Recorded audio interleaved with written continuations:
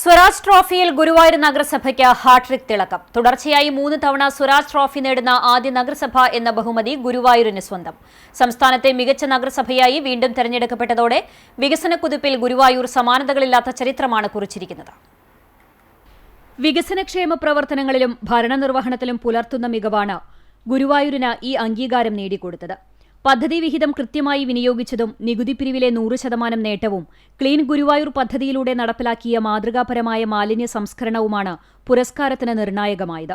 ഉറവിട മാലിന്യ സംസ്കരണത്തിലും പൊതുശുചിത്വത്തിലും നഗരസഭ നടപ്പിലാക്കിയ വിപ്ലവകരമായ മാറ്റങ്ങൾ അവാർഡിന് വഴിതെളിച്ചു. ജനങ്ങൾക്ക് വേഗത്തിലും സുതാര്യമായും സേവനങ്ങൾ ലഭ്യമാക്കാൻ ഓൺലൈൻ സംവിധാനങ്ങൾ ഒരുക്കിയതും നേട്ടമായി. ലൈഫ് മിഷൻ ഉൾപ്പെടെയുള്ള ഭവന പദ്ധതികളുടെയും സാമൂഹിക സുരക്ഷാ പദ്ധതികളുടെയും മികച്ച നടത്തിപ്പും ശ്രദ്ധേയമായി.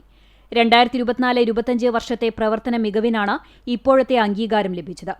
ഇക്കാലയളവിലെ നഗരസഭാധ്യക്ഷനായിരുന്ന എം കൃഷ്ണദാസിന്റെ നേതൃത്വത്തിലുള്ള ഇടതുപക്ഷ ഭരണസമിതിയാണ് ഈ നേട്ടത്തിനു പിന്നിൽ പ്രവർത്തിച്ചത്. ഭരണസമിതിയുടെയും ഉദ്യോഗസ്ഥരുടെയും ജനപ്രതിനിധികളുടെയും കൂട്ടായ പ്രവർത്തനത്തിന്റെയും ഗുരുവായൂർ നിവാസികളുടെ സഹകരണത്തിന്റെയും ഫലമാണ് ഈ വലിയ അംഗീകാരമെന്ന് അദ്ദേഹം പറഞ്ഞു. ദേശീയ പ്രാധാന്യമുള്ള ഗുരുവായൂരിന് തുടർച്ചയായി ലഭിച്ച ഉപഹാരങ്ങൾ കൂടുതൽ ഉത്തരവാദിത്വം നൽകുന്നതാണെന്ന് ഇപ്പോഴത്തെ നഗരസഭാധ്യക്ഷ സുനിത അരവിന്ദൻ പറഞ്ഞു. 50 ലക്ഷം രൂപയും ട്രോഫിയും പ്രശസ്തിപത്രവും അടങ്ങുന്നതാണ് പുരസ്കാരം.